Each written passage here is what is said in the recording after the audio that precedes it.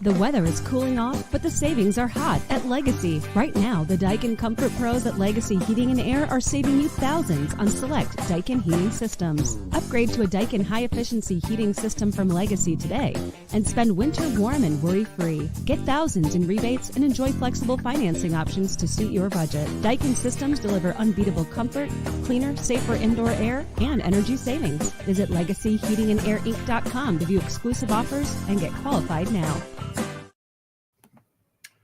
Welcome, everybody, to Football Never Sleeps, and my furnace is running wonderfully warm thanks to Legacy Heating and Air. My name is Eric Hansen, as the little tag says below. The other guy is Tyler James. We're here to bring you all the Notre Dame football news that has happened since Notre Dame's 56-23 victory over Stanford on Saturday night, and a lot has happened today. We had a Zoom session with Marcus Freeman today. There's been a lot of Twitter/X activity as far as the transfer portal. We're going to get right to it here in just a second. But first, I need to remind you that we will answer your questions, react to your reactions as you post them throughout the show. And Tyler James is here to take us home on just how to go about doing that and all the other things you need to know. Yeah, so if you're new to the YouTube experience, make sure you've clicked through either to youtube.com or through to the app. Make sure you're not watching us embedded somewhere, because you will not be able to send comments to us. Once you do that, you will be able to comment to us. If you're on a desktop version, it should be to the right-hand side of our talking heads. And if you're on a mobile device of some sort, the chat box should be below us. Wanted to make sure that everyone is aware of the Cyber Monday deal that Rivals is running. If you're watching this live or you're watching this before Monday ends, you still have time to take advantage of the big sale. First-time subscribers get 75% off the first year of an annual subscription with the promo code RIVALS2023. I have a link to that promotion in the video description below, so please take advantage of that. Gets you access to us at InsideNDSports.com, the Insider Lounge, our premium recruiting coverage and football analysis. And I think you'll enjoy it. So this is definitely a great time to save. And you could even gift it to a Notre Dame fan who needs some more Notre Dame information in their life, because we definitely have plenty of that, as we'll get into on tonight's show. Super. And yeah, the deal is 75% off, which works out to around $25. People always like to equate it to how many cups of coffee. If you go to Starbucks, that's like 2. So we're going to get right into it with a quick reset of what's going on with Notre Dame football, and then we will move forward with all the news of the day. So the Irish are 9-3 heading into Selection Sunday. That's this coming Sunday, following their eventual 56-23 drubbing of Stanford after a slow start on Saturday night in Palo Alto, California. Notre Dame is 16th in the AP and the coaches poll this week. The college football playoff rankings come out again Tuesday night and again Sunday during the Marathon ESPN Bowl Selection ranking show. That's from noon to 4 Eastern on ESPN. The ReliaQuest Bowl on January 1st in Tampa, Florida remains still the kind of best case scenario and the most viable for Notre Dame against an SEC team, although I should note that the Pop-Tarts Bowl, which is also competing for Notre Dame, introduced an edible mascot today, so that could change the destination. Marcus Freeman earlier this afternoon had about a 25-minute Zoom with the media, and I think the biggest news of the day is something that didn't happen, and that was assistant coaching changes. Marcus Freeman said he intends to stand pat with offensive coordinator Jared Parker and his entire coaching staff if possible. So if there are departures, they're for promotions elsewhere and not because Marcus is reading message boards. So as far as keeping Jared Parker after a year that produced some near historical offensive numbers from a good point, but some real deviations in the big games, why do you feel like this move makes sense for Marcus Freeman to retain Jared Parker, and then we'll go into why it doesn't make sense. I don't know that I have a long list. Okay. The top of my list would be the sake of continuity. I think that would be a reason for Notre Dame to stick with Jared Parker, and then potentially the other guys on the offensive coaching staff. Other than that, I don't know. I think he did a pretty average job, given the talent that he had. I don't think that he raised the level of Notre Dame's offense in any significant way. I do think Notre Dame's offense was better than it was last year, but that was not a very high bar. And the players, particularly Sam Hartman at quarterback, Audric Estime at running back, Joe Wall at left tackle, those dictated the ability to have a better offense this season. Mitchell Evans, I think you give Jared Parker credit for as a tight ends coach, but in terms of being an offensive coordinator, I'm not sure what was seen this season that was like, okay, for sure, this is a guy that I'm going to potentially stick my neck out for and put my career on the line for moving forward.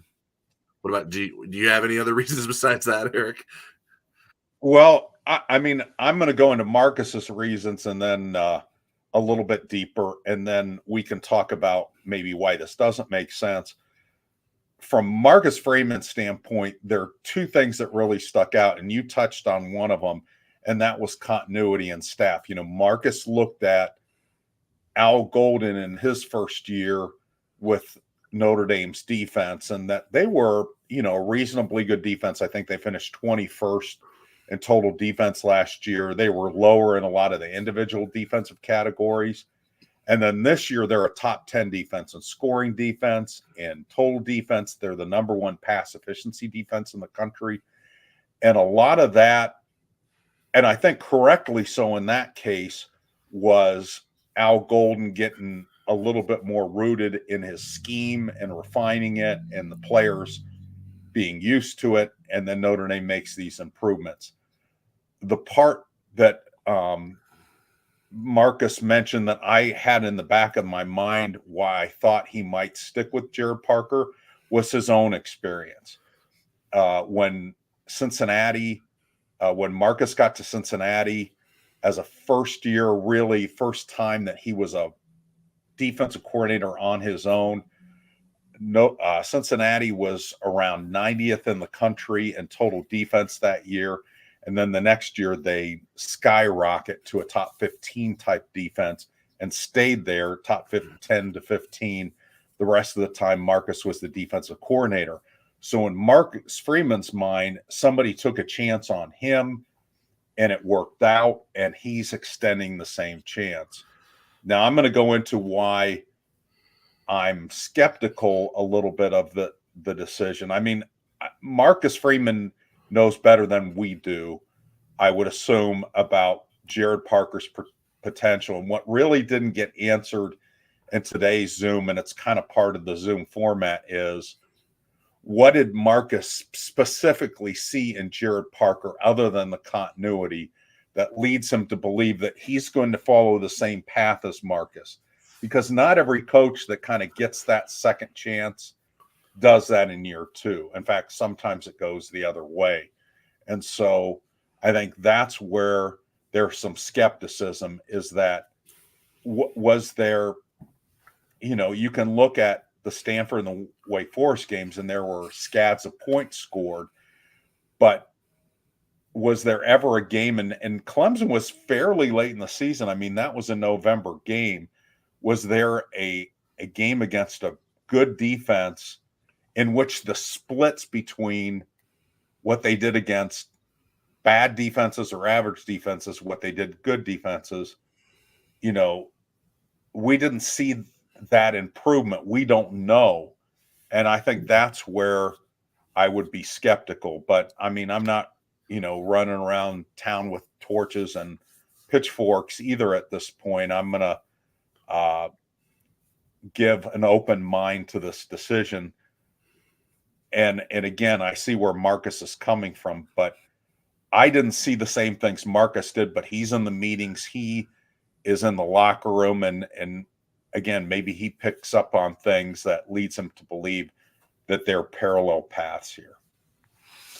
Yeah, the comparison to Marcus Freeman's personal career, I think holds some weight, even though I don't know that I think it's a sound decision philosophy. But the comparison to Al Golden doesn't hold weight to me. Like, Al Golden had a much longer resume, and there was reasons to believe that Al Golden would get things figured out based on his past work as a college football coach. Whereas I don't know that resume holds up in comparison for Jared Parker. Obviously, as it relates to being an offensive coordinator, because he doesn't have that experience. Right. What do you think? I know there was some of the instant reaction on the Insider Lounge today was like, well, what else would he say? Like, he could still change his mind, right? Do you think there's any that Marcus Freeman left them any wiggle room to make a decision maybe after the bowl game to move on from Jared Parker? I mean, he could always do that. And certainly, like in the case with Brian Kelly after the second year with Charlie Molnar, I think Brian Kelly was ready to pull the plug on that. And then Charlie got another job. He got a head coaching job actually at UMass, which didn't last, but he did get it. And if Jared Parker were somehow to get a job somewhere else, that would change the trajectory. But I think Marcus Freeman, to my experience at this point, isn't a guy that talks outside both sides of his mouth so far. And he's pretty authentic, and he seems sincere and dedicated to this. So I think the only way that changes is if either the outgoing athletic director, Jack Swarbrick, or the incoming athletic director, Pete Bavacqua, says, hey, Marcus, or maybe the bowl game, after the bowl game. But This would be the time to make that move. You're shopping for a portal quarterback. You're talking to recruits. This would be the time where there's a lot of good offensive coordinators out there that are available. If you wait too long, you kind of get into where Notre Dame was last year, right, when Tommy Rees left late, and then you're scrambling to put together your offense by spring. Yeah, I agree. Like, the wiggle room in the way he talked about it was just that, like, if he had his wish, so like someone could tell him, hey, no, you're not keeping Jared Parker, someone being one of the athletic directors. And it's weird to say one of the athletic directors, because that's basically how it seems to be functioning right now. But the way he talked was like, hey, this is what I told the coaches earlier today. Like this. So he wouldn't have, I don't think he said that flippantly. It wasn't like he wasn't prepared for this line of questioning, or hadn't had these discussions with Notre Dame's coaching staff already. So for him to change his mind from that, I think would be not a good look for Marcus Freeman. Although, like, if the end result was a better offense, I think people would forgive him for that. But I think he put himself in a position to stand by what he said today. I mean, and I will give you an example of where that happened in my past with reporting with Notre Dame. So at the end of the 2004 season, before Notre Dame went out to play USC in the last game of the 2004 season, Kevin White, the athletic director at the time, invited me to breakfast, and we talked about a bunch of things off the record. And at the top of the agenda was, Tyrone is safe. I've made the decision. I feel like we need to give him another year, And then they go out and they get crushed by USC, and Tyrone gets fired. And the decision was made above Kevin White's head. And there was a press conference in which they rolled out Kevin White to explain why this happened. And I'll tell you, for whatever reason, people start calling him Dr. White in this press conference. And I thought the only reason I'd call him a Dr. White is because he looked like he needed a doctor. I mean, he was that ashen about the decision. He had no answers. I mean, it was the strangest press conference that I have attended, and I've attended some strange ones. So, yeah, but you would think that those discussions with Jack Swarbrick, Pete Bavacqua, Father Jenkins is on his way out too. You would think that those discussions have already been engaged in. But again, the Tyrone Willingham thing was during a changeover in presidents and university presidents when that was made. So, okay, do we want to hit the question portal yet, or do we want to go ahead and move on to some of the other news of the day here? I think we should hit the news of the day first, and then we can circle back to the questions. But please keep continuing to send those questions. We'll get to those shortly after we make sure everyone's up to date on what has happened today regarding the transfer portal. Okay, unless something happened in the last few minutes, so far we've seen 3 transfer portal announcements of outgoing players, none of whom were like really far down the depth chart type players, and we'll get to those right now. So the first one to declare was Nana Osafo-Mensah, and he is a backup at the field end spot. He rotates in quite a bit. He had actually a really good game against Stanford. Nana Osafo-Mensah is a 5th-year player with that 6th-year COVID exemption option, and he is going to take it at a different school. We also had, and all these are guys that are exercising their COVID exemption season. Chris Tyree was in the class behind him, but never redshirted. Wide receiver, one-time running back. He has gone into the portal at slot receiver. And then most recently, Zeke Correll, when I was getting ready for the show, starting center, and he will be on his way somewhere else. 6th year like Nana Osafo-Mensah. The real quick news there is the portal officially opens up on December 4th and closes on January 2nd. And then there's a 15-day window at the end of spring practice. But grad transfers have a lot more leeway. They can, jump in the portal pretty much whenever they want to. And so let's start with Nana Osafo-Mensah, surprise, expected, and then let's talk about what that position looks like without him. I wouldn't say terribly surprised. He just never got a ton of playing time, and so I don't know that he would, if he came back, that he was going to be the guy that would get the lion's share of the reps moving forward. It's a guy you'd like to have with his experience. I think he's a good, sort of number 2 field defensive end, but I think he probably had a sense for that as well and wants to try to be the number 1 guy somewhere else. And so for him to enter the portal, and it's worth mentioning, these guys can end up coming back to Notre Dame. There's nothing that prevents them from not, unless Marcus Freeman has said, hey, if you enter now before the bowl, then we're not going to take you back. But I think especially with the way the transfer portal and NIL works now, sometimes this can be done just to sort of see what your market is. And then you might still have a home for you at your previous school. That's obviously ends up being up to the discretion of the coaching staff at Notre Dame if they want to take these guys back. So it's not terribly surprising. I think it is probably a loss, but I think it can be made up for.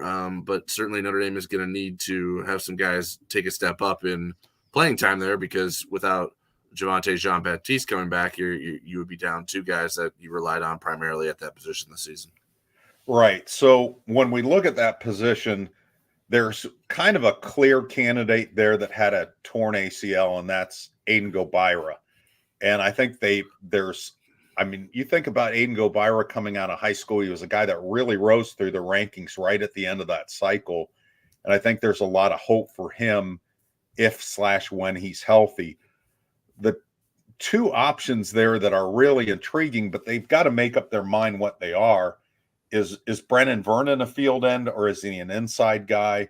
Is Tyson Ford a field end, or is he an inside guy? And then certainly you have a whole bunch of, and we're not counting the incoming freshmen, but you have a whole bunch of Viper ends right now with Jordan Botello, Josh Burnham, Junior Tuihalamaka, and Boubacar Traore. I love saying Boubacar. One of those guys could, I suppose, grow into a field end and go to the other side. But I think, Tyler, you're right about the portal option is probably the best option to fortify that position and then bring those other guys along, especially considering Gobyra missed a whole year with an ACL tear. Yeah, I mean, I really like Brendan Vernon, and I've always been a big Tyson Ford fan. His lack of development has been a little disappointing from where I stand, and hoping that he would be able to take that leap, and we'll see if he's able to do that. But yeah, you would be asking a lot to be counting on just those two guys. Those Viper guys, in terms of candidates to move, I don't necessarily love any of those options.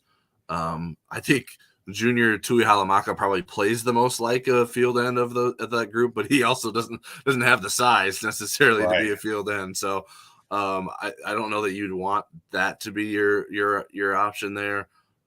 So Notre Dame is going to have its hands full in trying to make sure that it has the right personnel or the personnel prepared to fill the shoes, especially if Javonte Jean-Baptiste, who I think had played a really big role for Notre Dame this season and was a welcomed addition, and I think sort of maybe didn't live up to the hype in terms of sack numbers, but in terms of an overall impact, I think you couldn't have asked for much more out of Javonte Jean-Baptiste.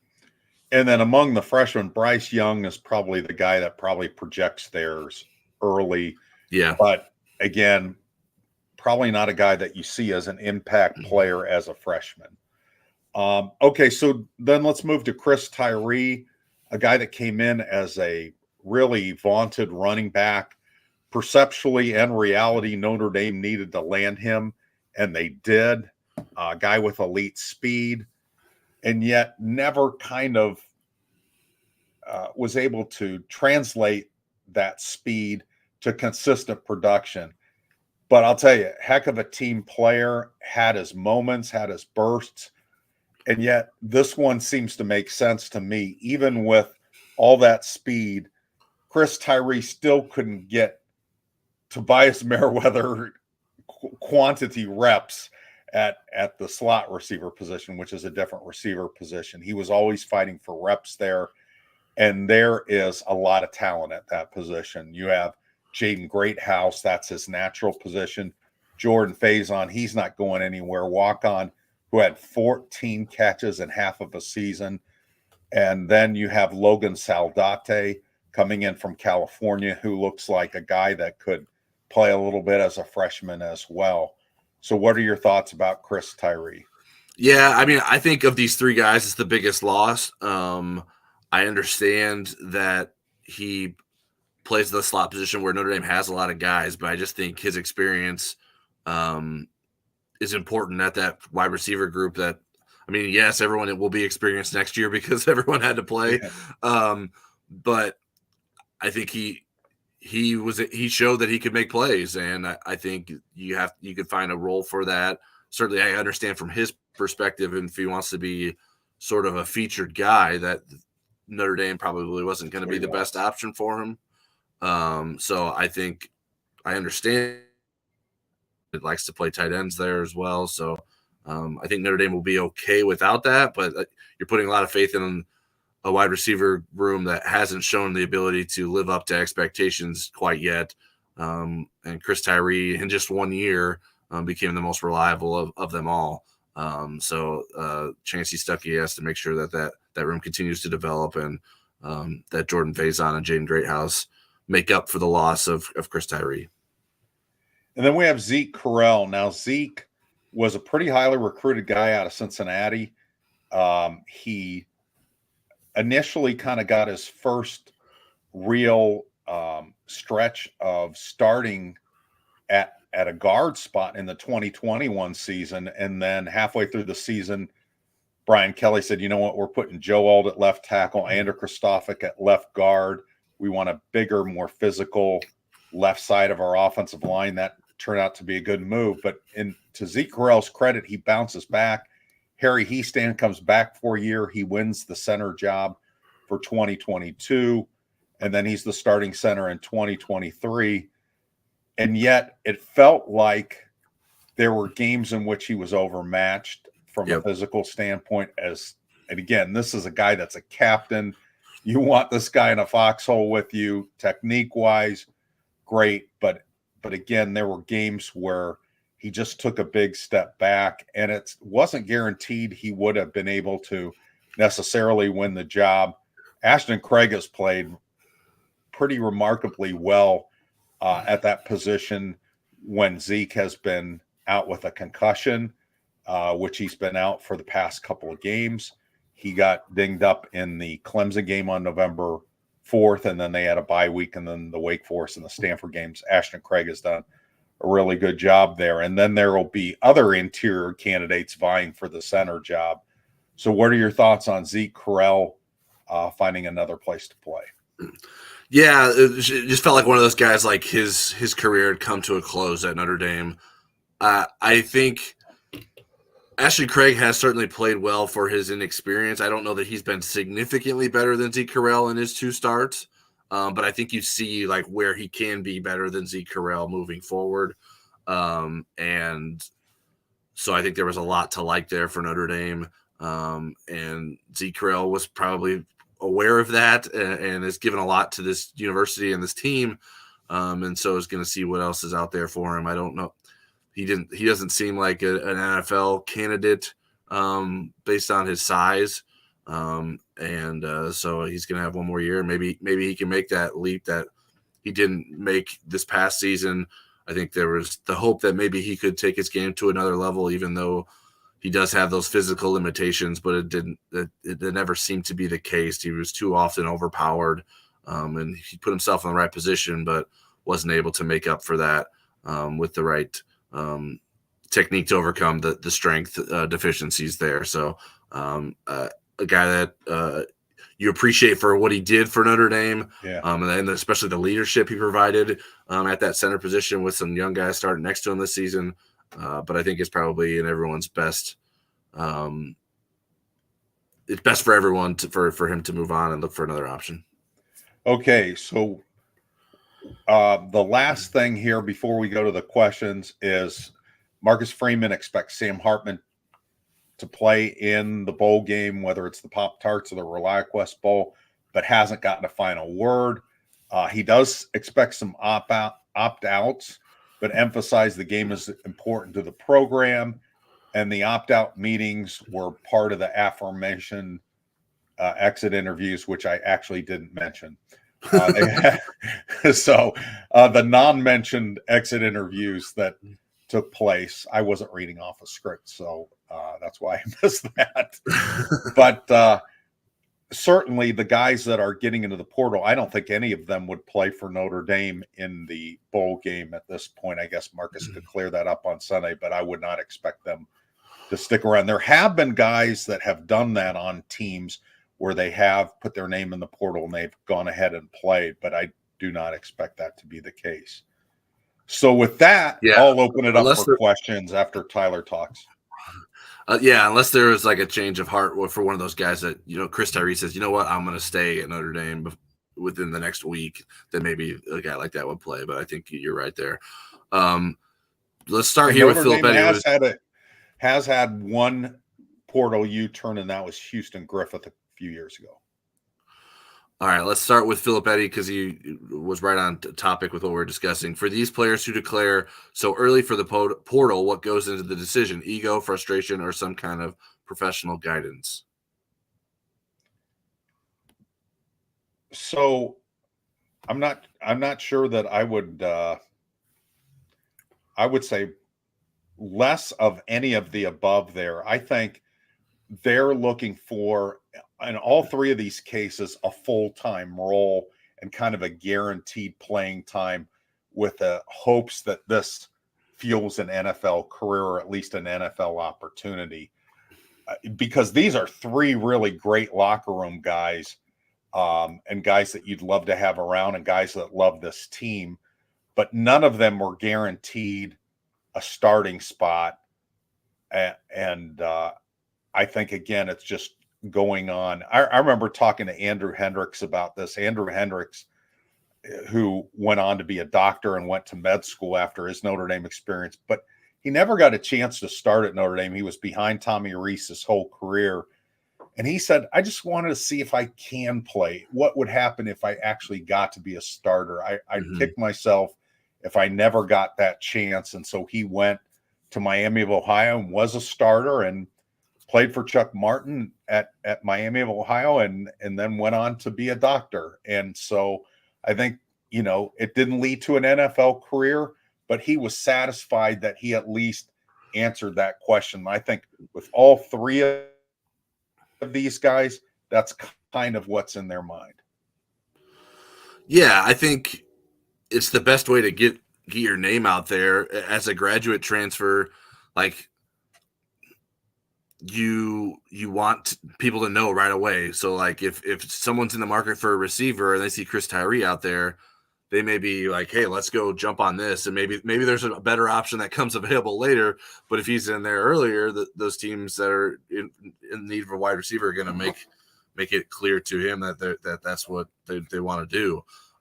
So I think that influences those guys. I think the lack of importance for many of these guys in playing a bowl game. Like I imagine, for these guys playing their last game in Notre Dame Stadium meant a whole lot more than playing in the ReliaQuest Bowl would mean to any of these guys. Zeke Correll, for instance, he's been dealing with a concussion, so maybe he's like, you know what, I don't even want to play another game this year. It's best for me to start preparing for next year.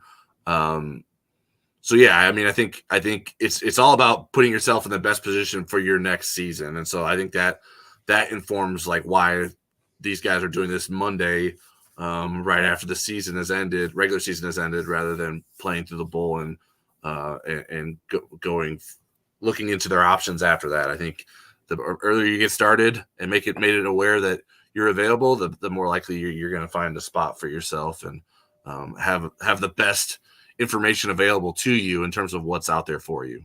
And Philip, I do appreciate the multiple choices. I always prefer a multiple choice test over an essay test. So please don't misread that. Yeah, and there's less time for turnaround than you think with guys that want to enroll spring semester. Some spring semesters start earlier than Notre Dame's does, which is kind of in the middle of January. Some start right after January. And if you want to take visits and see, kind of try these schools on for size, that goes pretty quickly with the holidays and everything else with final exams coming. So it's good to get your name out there right away. Yeah, and hello to the Golden Playbook. We appreciate you joining. We did spend a lot of time talking about Jared Parker at the start of the show, so we will not circle back on that one, but we appreciate the question. Joe Peters has a question. Will Rogers, not Will, I said Will it's the word, not the name. Will Rogers has entered the transfer portal. Has he graduated from Mississippi State? Could he be an option in the transfer portal? I'm not sure his graduation status, and maybe Tyler knows. I have not heard his name connected with Notre Dame as somebody that they were researching. So I'm going to turn it over to Tyler and see if you know a little bit. I'm hearing other names. That's not one of the ones that I'm hearing. Yeah, it was not one that jumped out to me or at me, so I have not done the research to know if he has graduated or not. I think Will Howard from Kansas State is a more important name for Notre Dame than Will Rogers. Yep. So I think that so I don't have an answer for you, Joe, on whether or not he is graduated. So I don't think he would be at the top of the list of options for Notre Dame. But we'll see how that comes together here in the next few weeks. I've mentioned Cam Ward from Washington State, especially given Washington State's situation of kind of being in limbo as a program. Right. And then especially with Mike Elko now leaving for Texas A&M, the speculation is that Riley Leonard is going to be on the market. Yep. All right. Mike DeVoy asked, hope you had a happy Thanksgiving. I think there are 2 sophomores on the Notre Dame basketball team, men's basketball team, and transferred in from Penn State. How did they get through admissions? And the finish was that. And the football team seems to have no success getting freshmen transferred in. Well, let me start with the football has no success at freshman transferring in. They would have taken CJ Williams if he had been interested. He had been a guy that they recruited, that had been committed to them, ended up going to USC, and then left after USC's freshman season and went to Wisconsin. But they would have presumably been able to get him through admissions. It's more kind of the matchup now. Not everybody profiles as a Notre Dame student and so forth, but Notre Dame can get freshmen in. But to your question about sophomores, Julian Roper II from Northwestern left Northwestern after his sophomore season. And it seems like Northwestern is a little bit more transfer portal friendly than some of the other schools. Brandon Joseph transferred, and he was not a grad transfer. It seems like the credits, even though they're not perfect, that they align more with what Notre Dame's credits are, and that's how Julian Roper. Was there somebody else in that class on the basketball team? I know there were freshmen. There was Kebajai from Penn State came, but Tay Davis is the other sophomore. Right, but he had just had his freshman year at Seton Hall, right? So right. Yeah. Right. So, but Julian had his sophomore year. So Tay Davis from Seton Hall and Kebajai from Penn State, but then Julian Roper, that's where it has been. But I mean, when you look at the Notre Dame women's program, there were some really good centers that had interest in transferring into Notre Dame for this season that the Irish could not get through, that weren't grad transfers, that the Irish couldn't get through admissions. All right. Got a question from Scott L. Where would you rank Audric Estime among all Notre Dame running backs over the last 25-ish years? Suppose you got to draft any Notre Dame running back and have them on ND again last year. Estime seems criminally undervalued by ND fans. Well, he's not undervalued by me. If he plays in the bowl game, he's 97 yards away from breaking a single season rushing record that has stood for 44 years. So that should tell you something about him. His both his single season average and his career averages are going to probably end him up in the top 10. Mm-hmm. While Tyler talks about how much he loves Audric, then I'll try to think in my 25-year window who I would prefer over him, but he would certainly be in the top echelon of backs in the last 25 years that I'd certainly want on my team. Yeah, the first name that came to mind Audric Estime is great. People that are undervaluing him, I'm not sure why. And maybe it's because Notre Dame maybe undervalued him in some important games this season, at least from my perspective. I think he is great. He does a lot. I think he's probably underrated as a pass catcher. They don't use him a ton in that way, but he's decent there. He's certainly physical. He doesn't have the top end speed that you'd love to have. I think if the first name that came to mind and someone that maybe I would take over him would be Kyron Williams. I really liked Kyron, and they both have it from the physical skill set, but also like the attitude and the tenacity to play the position. Kyron Williams as a pass blocker was just ridiculously good, and as a former offensive lineman, I love that. And I think Kyron probably brought more from like a leadership standpoint. In some of those intangibles, not that Audric Estime wasn't a good leader, but I think that Kyron was sort of on a different level when it came to those kinds of things. So maybe that would be a name that I would think of. But yeah, I think Audric's right there at the top. I think we discount Josh Adams a little bit because he didn't star in the pros and because he had the offensive line that he had, but he was pretty good. I mean, statistically, he's way up there. Yeah. I think personally, I think Estime or Williams would have done even better than Adams given that offensive line. And maybe Josh had bad luck in terms of being banged up a lot too. And so that was always something that didn't necessarily allow him to totally maximize his potential, but certainly had a very good career at Notre Dame. It's harder for me to go back 25-ish years because I've only been covering Notre Dame for 11-ish years. Autry Denson was on the cusp of that. His end of his career was about 25 years ago. How would you compare him to Julius Jones? You know, Julius missed a year because of academics. They're different styles of backs. I mean, Julius was super fast and not as big. Mm-hmm. I'd put Julius in that conversation. I would, and I like both of those guys too. Right. Odrick, somebody asked me in chat what was a moment that, and this is kind of an off the field thing, a moment why I was happy that I cover Notre Dame football this year. And it was sitting down with him. You know, everybody processes loss differently. And in 2020 to 2021, I lost 5 of my best friends and my aunt who I was really close with. And Audric lost his mom when he was a little kid to sickle cell disease. And his family rallied around him, and how he processes that now, and that her memory brings strength. You know, he's not sad. He's like inspired by who she was. Just absolutely knocked me off my chair.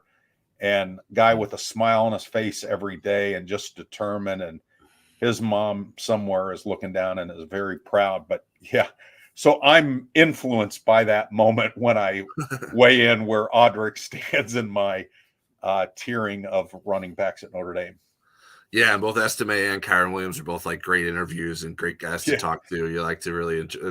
They like to laugh too, and they have a good time. And their confidence in themselves is very high as well. And you can see that on the fact that Kyron stole his sister's Dora the Explorer wig because he wanted to look like a running back that he liked with the Rams. I can't remember what the guy's name was. Steven Jackson. So he went for Steven Jackson as Halloween costume, used his sister's wig.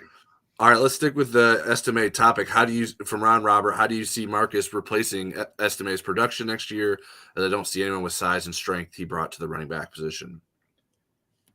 Well, I don't know that you're going to have that kind of body, but all those backs, if they all return, are over 200 pounds. And then you bring in, is it Kedron? Is that how you say his first name? I think so. I need to be refreshed on that. Kedron Young is a bigger back, and then Aeneas Williams is also coming in.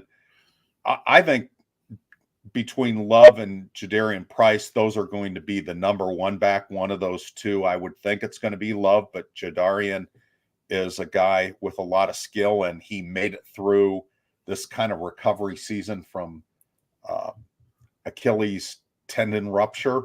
And then, Gibran Payne has been really good on third down, and was good in the 2-minute drill and got Marcus Freeman fired up when he laid the ball down on the goal line, but they ended up counting that as a touchdown. So I think there's a lot of talent there, but there's not somebody that has the dimension that Audric had, but I do think Jeremiah Love is a guy that's going to hit some more home runs with his speed, especially as he gets stronger, because you could see there were times he was one broken tackle away from then being able to outrun everybody to the end zone. And his physicality surpassed my expectations. I think Dylan McCullough said before the season he wanted to see if he was about that life. I think that was the way he described it. And Jeremiah Love is not afraid of contact, and so that is a good trait to have. I'm very fascinated to see his development in terms of the top end potential for guys. That's the guy that I'm the most excited about.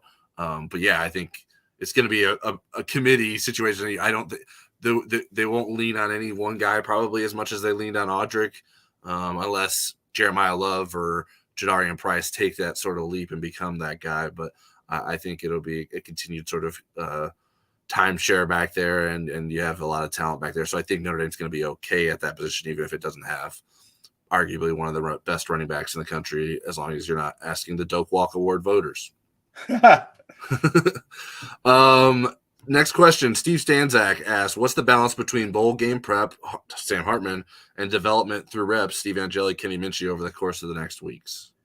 I think Angeli and Minchie are going to get a ton of reps. Marcus Freeman talked a little bit about it today in the Zoom, about that this is really like another spring practice in the amount of bowl reps you get. And really, the early bowl practices, you're not focusing on the opponent as much as you are player development. So if you're going to have a player switch positions, I'm not saying either of these guys, young guys like Billy Schrouth and Ashton Craig. Drake Bowen's going to get lots of reps. His name came up.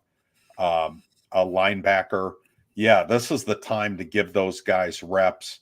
Obviously, Sam Hartman, you want to get reps too if he is going to be the one who's doing the majority of the playing. But absolutely, the practices are big for Angeli and Minchie. Yeah, Hartman gets the game prep, but I think a lot of the time will be given to those guys in terms of showing their development and getting Notre Dame getting a better sense for what they can handle. So I think that'll be important in this lead up to the bowl game. All right. Philip Eddy asked, there were other reports earlier in the day that Notre Dame had already reached out to other offensive coordinator candidates to take their temperature on the position. Were those reports not true? If they were true, Marcus Freeman deserves an Emmy or an Oscar because the name was brought up and Marcus didn't even know who the guy was. It was UNLV's offensive coordinator. And he goes, who? And he goes, and then the name was repeated and he goes, who? And then they had to say UNLV's offensive coordinator. He's like, no, that hadn't happened. So no. And, you have to be careful about, what you read on Twitter, because again, not everybody is grounded in good sourcing, but understandable and good question, Phil. And I feel like I'm picking on Phil, and I like his questions. No, you're not picking on Phil. Okay. I mean, no, I think you're giving him the answer that he's looking for. Okay. I think, and I should say Philip. Maybe he doesn't like being called Phil, but I think it's always important, like from a journalist perspective and even from a media consumer perspective, to sort of think about who's reporting this. But this report came from someone who covers, I think, Arkansas. And so I don't even know the connection to Brennan Marion. Maybe I think Arkansas is obviously looking for an offensive coordinator. So maybe there's some sort of discussions with an agent that what's happening. I don't know where. I always just wonder who's telling this person this information. And so my guess is there's some sort of agent discussions happening behind the scenes that are trying to put Brennan Marion out there. I almost said Brennan Vernon. Brennan Marion out there as an attractive name, and by throwing at least Marcus would have known who Brennan Vernon was. Yeah. By throwing like, hey, Notre Dame's interested into him too. Maybe that sort of increases the from their perspective, the value of that coach. So I know Brennan Marion is a highly thought of coach and did some interesting things. He would not seem to be like the type of offense UNLV runs does not seem to be what Marcus Freeman would want to run. So like even in like Marcus Freeman's knowledge of other coaches across the country, it would make sense that he wouldn't necessarily know of the UNLV offensive coordinator because of the just the offensive style that they run isn't necessarily would have been a name that came up when Marcus Freeman was in the offensive coordinator market a year ago. All right. Craig Bolton and Bob Alvey both have strength and conditioning questions, so I'll go through both. I'll read both of them together. First one is from Craig. If in your opinion, who would you like for the new strength and conditioning coach? I think this is an important hire. And Bob Alvey says, how important is it to hire a strength and conditioning coach in the next couple of weeks or before the bowl game? Any timeline update? Marcus Freeman was asked this question coming out of the second bye week, which was 2 weeks ago today. And his timeline at that point was, let's get to the end of the regular season, and then they're going to do a nationwide search. But that interim strength and conditioning coach, Fred Hale, would be a candidate. And he lauded the job that Fred Hale had done, especially under the circumstances, because that was a pretty abrupt departure by Matt Bayless. Mm-hmm. And so we're into that timeline now. Now, do I think he needs to be hired before the bowl game? No. You have a strength and conditioning staff in place that's going to drive you through the bowl game. I think ideally you'd like somebody that is ready to go when the spring semester starts in the middle of January and heading those winter workouts. That would be it. As far as names, I haven't really kind of combed over to see who I would like. There was a guy here, I think he's at Alabama now. Isn't Alabama strength coach? David Ballou. David Ballou. He was here. Yeah, boy, if he was at like UNLV, then I'd say go get David Ballou, but I don't think he's leaving Alabama to come to Notre Dame. Yeah, I'm not good with names of strength and conditioning coordinators. I agree that they're important, but it's just not. They're not names that come up enough. And so, I didn't know who Bayless was when he got initially hired, and I had to and then research him. right. Then you do the research. You're like, oh, okay, I see why they made this decision to bring him in there, and you hear the reviews about them. So, whoever gets hired is probably going to be someone that maybe we weren't necessarily readily familiar with, and that it won't be a reflection of that person's ability. I just think it's not a topic that I'm well versed in, and I don't know that a lot of media folks are necessarily. I think Bruce Feldman is one that's sort of always talking to me the strength and conditioning guys because of his freaks list. So he would probably be good to pick his brain on who are the top guys in the country at strength and conditioning. And certainly you can sort of look at who gets a lot of draft picks and the combine testing for examples of obviously coaches that are guiding players in the right way. One little quick story on Matt Bayless. Between the 2016 and the 2017 season, Brian Kelly allowed me to spend a day with him, and we spent quite a bit of that day in the weight room. And it was really my longest exposure to Matt Bayless, in his rasp.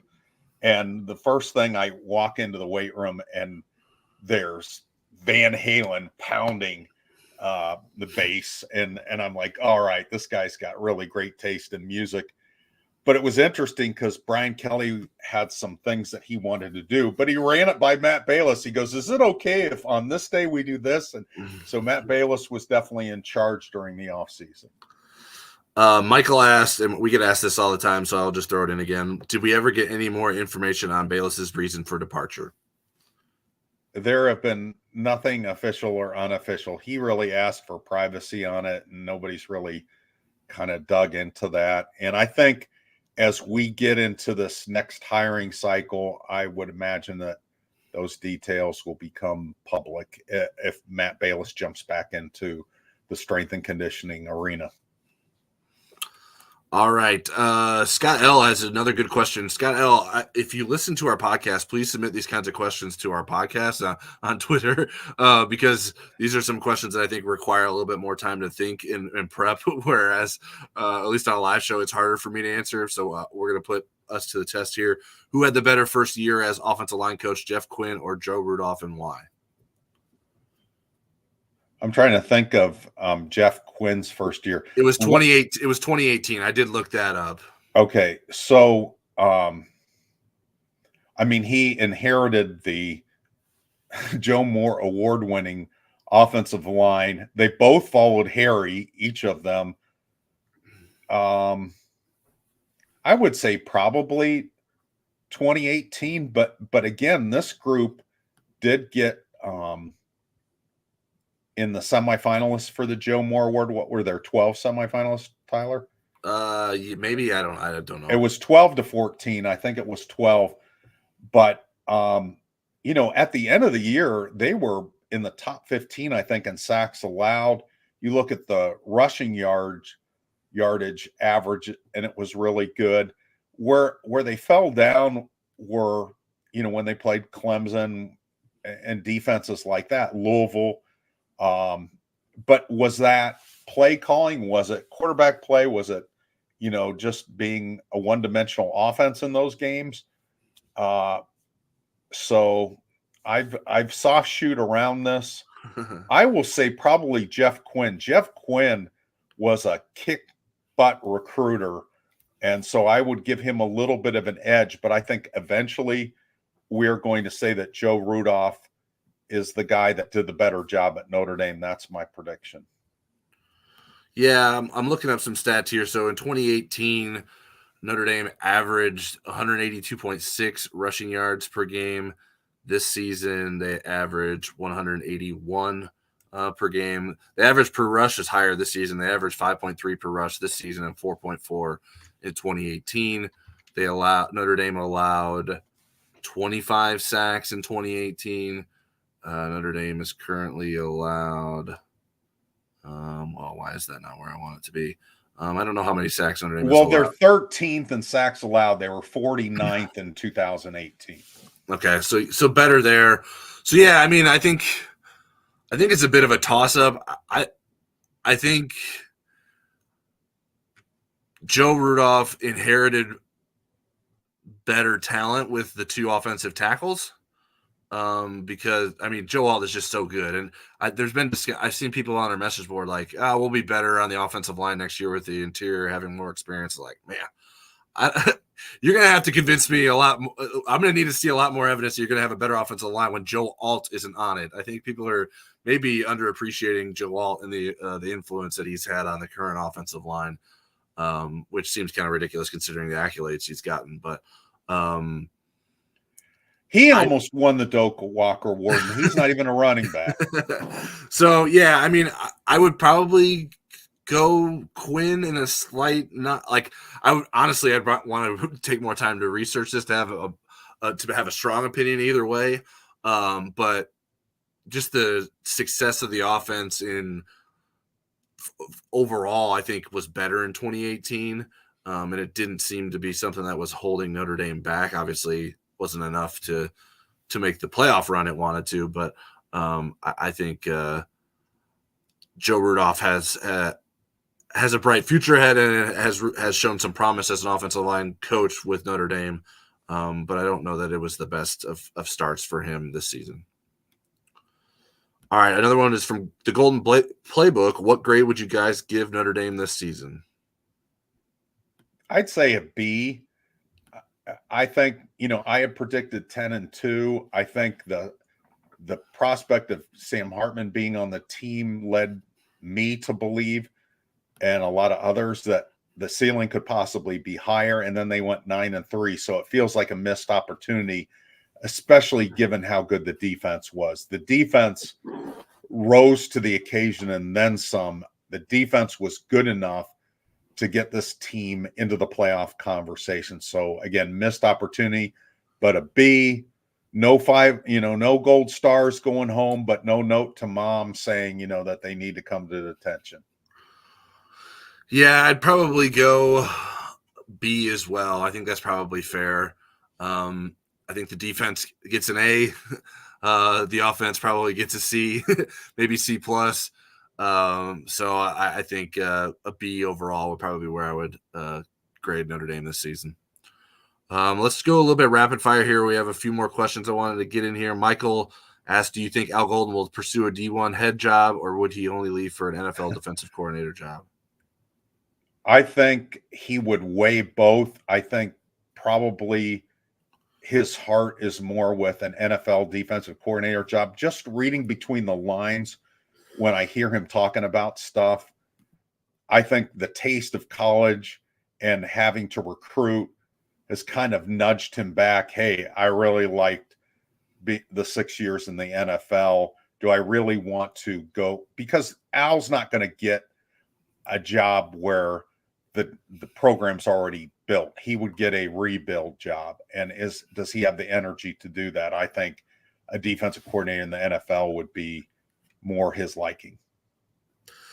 Yeah, it's hard for me to speak for what he would want to do. I think when I at least try to answer that, I think some of my view influences that. Like I think he would be better off as a defensive coordinator in the NFL than as a Division I head coach moving forward. He doesn't have, at least from my perspective, that burning desire to recruit that I think you need to have as a Division I head coach. And he used to. There was a time he did. He was one of the best. And I think there is something about Notre Dame where he can recruit to that. And I think also the Notre Dame students that he's getting and like the students of the game, I think really align with Al Golden and what he wants to do defensively. I don't know if he's at a different program that isn't a high academic program. If they can do that, he would be it would just make as much sense for him. So that's my perspective. I don't want to like speak too much for Al, but that's at least what makes sense from my opinion. But I think if there's a D1 job in the Northeast that he feels like he can do, and the problem is like that's so hard to recruit in that area. Granted, I think he has the ties in the New Jersey, New York area and stuff like that, but there's I just don't know that there's any school that would be like, okay, give Al Golden the keys to this program and they're going to have a lot of success. So I think it would be the task would be much more significant to be a D1 head coach than to be an NFL defensive coordinator. Tony Crosser asked, how do the incoming wide receiver recruits match for field, boundary, or slot? How do the tight ends on the roster fit split out? Okay, so the incoming wide receiver recruits. So I would say Logan Saldate is the easiest one. He's a slot guy.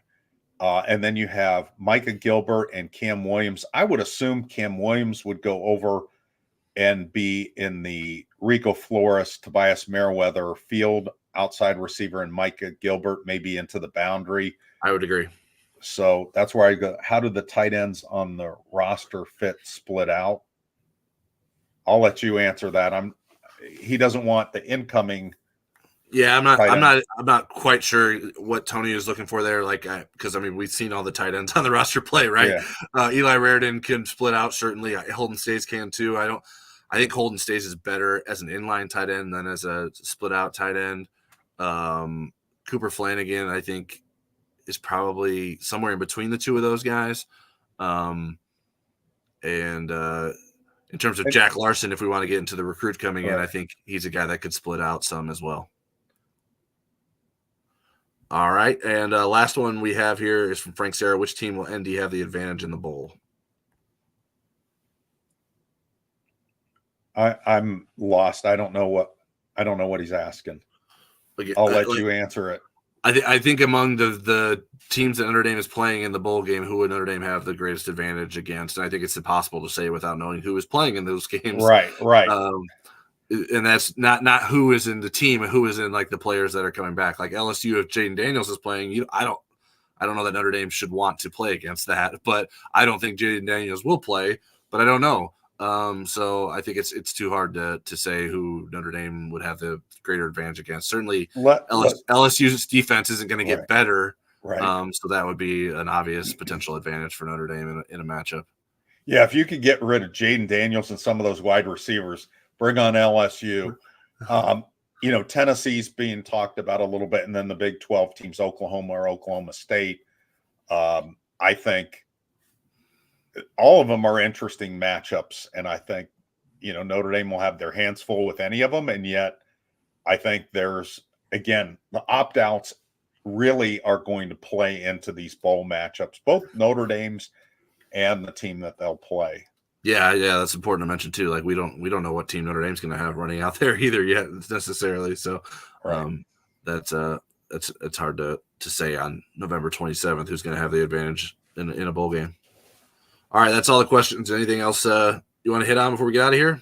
Okay, let me just do rapid fire here, and that is, I asked Marcus if he felt like he was getting more cooperation from the administration as far as the transfer portal. Yes, in terms of turning around quick decisions, maybe in terms of being a little bit more liberal in terms of what Notre Dame wants. I think he was being pretty diplomatic there.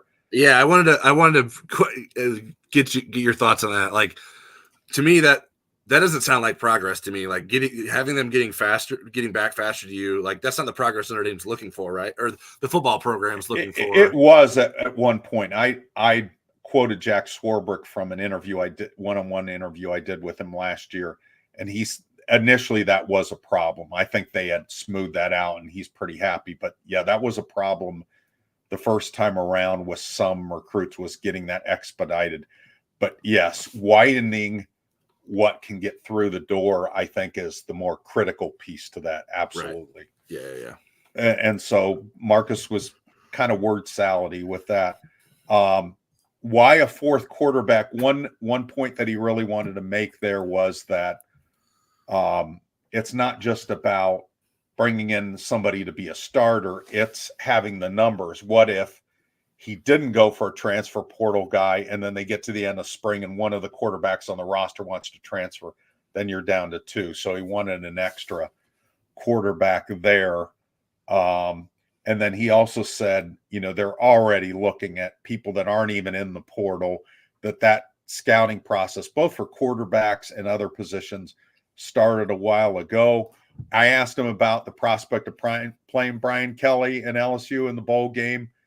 Kind of a diplomatic word salad, but I think he would enjoy it. I don't think he wants any part of Jaden Daniels, but if you can get Brian Kelly without Jaden Daniels, I think he would take it. And I'm paraphrasing there. And I think that's pretty much it. No injuries from the Stanford game would keep anybody out for the bowl game. There wasn't a mystery injury that is going to keep somebody out for the bowl game, according to Marcus Freeman. All right, let me do one more plug for the Rivals Cyber Monday sale that ends tonight. You still have time to take advantage of that. First-time subscribers get 75% off the first year of an annual subscription with promo code RIVALS2023. There's a link in the video description below for those interested in taking advantage of that. Eric, what else would you like to plug? I'd like to plug Legacy Heating and Air. They're a great sponsor. They're actually coming to do I have a maintenance plan. They're coming to do maintenance actually tomorrow or Thursday afternoon this week. Love those guys. And yeah, I mean, when you break this down, you're going to get some really great Christmas presents and some where the thought really counts. But buy yourself Inside ND Sports. It's about $25. You can't beat that deal. And that's all I got to say about that. I won't even complicate it with more math. That's good. I have not slept enough to try to complicate things with math. So we plan to record our Inside ND Sports podcast on Tuesday. So look out for that. We won't be back here on YouTube until next Monday for Football Never Sleeps, but we plan to keep these Football Never Sleeps rolling. So we appreciate folks of tuning in live and watching us on the replays.